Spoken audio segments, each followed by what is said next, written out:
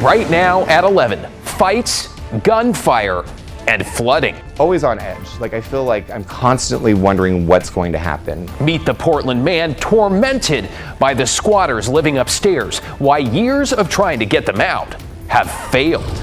Also ahead, a local school board takes up the question of banning books, with some passages so explicit we can't show them. This is porn and not education or even literacy. Tonight, a decision on whether to pull them off shelves. Plus, a proper and public send-off for the mayor of Rip City. Bill was the Blazers. As we celebrate the life and legacy of Bill Shawn. Good evening, and we begin tonight with the squatters who moved in and took over a vacant Southeast Portland condo, shooting guns out the window and flooding the unit below. Thanks for joining us. I'm David Molko. It is just the latest in a series of stories with neighbors and property owners suffering the brunt and feeling like they have zero options. So tonight, Blair Best takes us to what one man has dubbed the worst apartment in Portland. The sound of rain is normal for Portland this time of year. But this is something different. Slowly, it just leaked until my ceiling completely just collapsed in on us. Just water everywhere. A tarp now takes the place of Lucas Porter's kitchen ceiling in his Southeast Portland condo. Above him, a group of squatters. As soon as that place became available, it's just been, I've seen hundreds of people come in and out of the apartment upstairs. He says there's been everything from gun violence, but they'd usually shoot out their windows, to fights and music loud enough to knock the pictures off his wall. But it became unbearable when they started flooding the upstairs unit.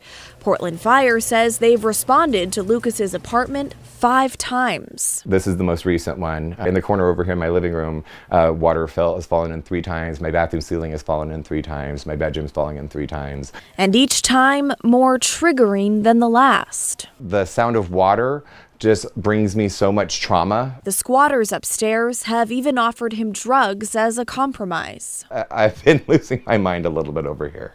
So we've decided not to approach the squatters living upstairs. We're told they're very dangerous and threaten people when someone knocks on the door. Now, just yesterday, there was a huge fight right where I'm standing now. I feel like it's almost on a daily basis that we're calling the police on the people upstairs. He's received little response from both police and his landlords over the 3 years this has been going on, and he doesn't have enough money to move. Because I feel like this is happening in a high-rise in downtown Portland, that the city would be way more on top of it than somewhere over here in the Montevilla neighborhood, which is considered one of the worst neighborhoods in Portland. Once homeless himself, Lucas finally has his own place, but lives in another kind of nightmare. It's always on edge. I feel like I'm constantly wondering what's going to happen. The unit the squatters have taken over is now owned by the bank and scheduled to go up for auction Tuesday afternoon. In Southeast Portland, Blair Best, KGW News. Maybe finally some respite for him. All right, developing tonight, a toddler has been taken to the hospital after being poisoned by what appears to be a pill or tablet of some sort containing fentanyl. People living around 22nd Avenue and Highland Court in Beaverton called 911 when they heard screaming this afternoon. Officers found the girl just 2 years old, unconscious in a vehicle. They say she wasn't breathing and didn't have a pulse. First responders gave her CPR along with several doses of Narcan. The toddler regained consciousness on the way to hospital. Police are not saying exactly how the child got a hold of the fentanyl, though they did say this. Again, the concerning point is that fentanyl can be disguised in anything. It can be disguised in something that looks like an over-the-counter medication, something that looks like a prescription pill, or even candy. I can't get into the details about what the form was that this 2-year-old ingested, but again, it appeared edible to a toddler. All right, the police investigation here is ongoing. No word if the toddler was with her parents at the time. Let's get you caught up on tonight's other headlines now, including terrifying moments for some homeowners in Portland's Forest Park neighborhood. Police were called out this morning along Skyline Boulevard after a home invasion where 2 strangers, authorities say, forced an elderly couple out and then barricaded themselves inside. Crisis negotiation and special emergency reaction teams responded and worked throughout much of the day to get the suspects out. They eventually arrested a man and woman, both 33 years old and both with outstanding warrants. The homeowners were able to return home tonight. Police have named the suspect charged with a deadly shooting in Tigard over the weekend. Avis Ayel is accused of killing Nico Merritt. Merritt was found dead in a parking lot off 99W around 1 a.m. Saturday. Officers spotted the suspect driving away from that scene and stopped him after a short chase. And a historic building in Portland's Old Town is set to be demolished. The former Yamaguchi Hotel on Northwest 4th and Gleason is one of the last remaining buildings that was owned and operated by Japanese Americans prior to World War II. The Blanchet House currently owns the building, and the nonprofit does not have the money to restore it.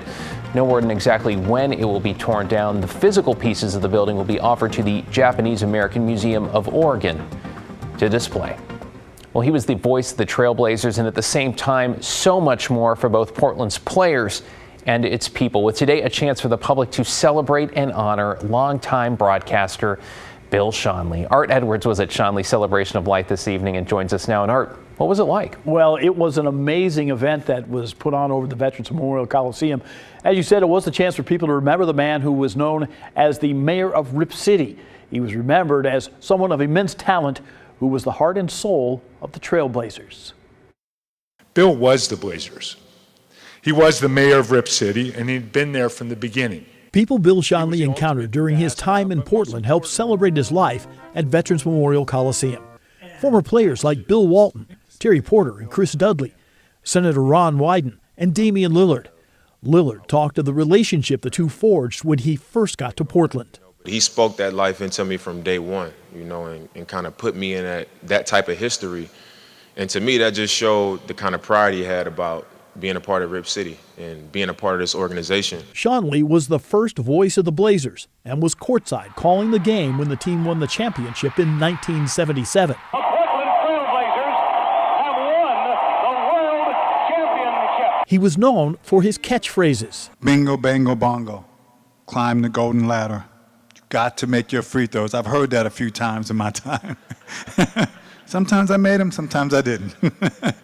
And obviously the last and famous phrase, Rip City, baby. Bill Walton said Shawn is the reason the Trailblazers exist and called him the most important Blazer of all.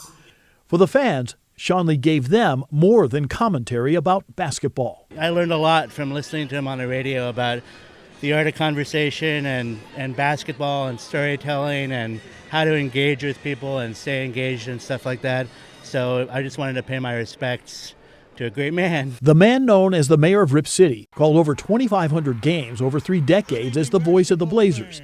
He shared himself all over Portland, even spending some time carpooling with KGW's Brenda Braxton. The day that they won the championship in June back in 1976-77, this state erupted.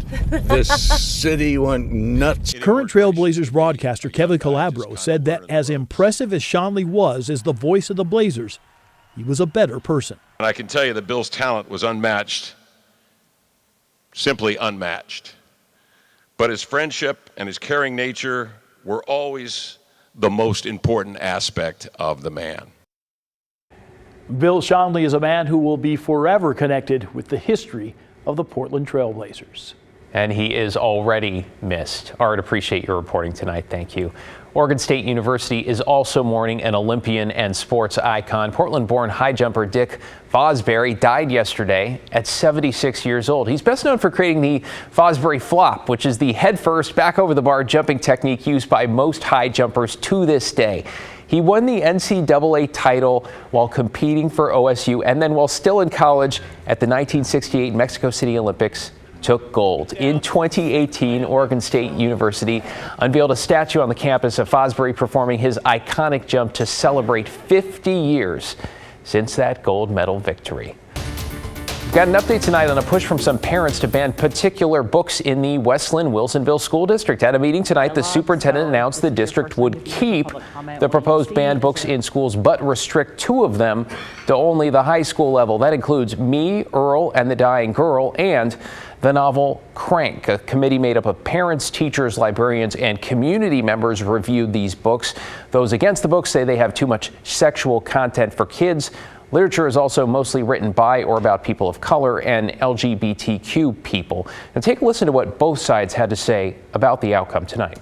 We think we're going to continue the dialogue and just continue to express our concerns with regards to the lack of policy and just with how the committee process was. And most of these people that are in here talking against it, I guarantee you, they didn't pick up those books and read them cover to cover. Well, the committee's decisions will stand for at least the next 3 years for the next potential review.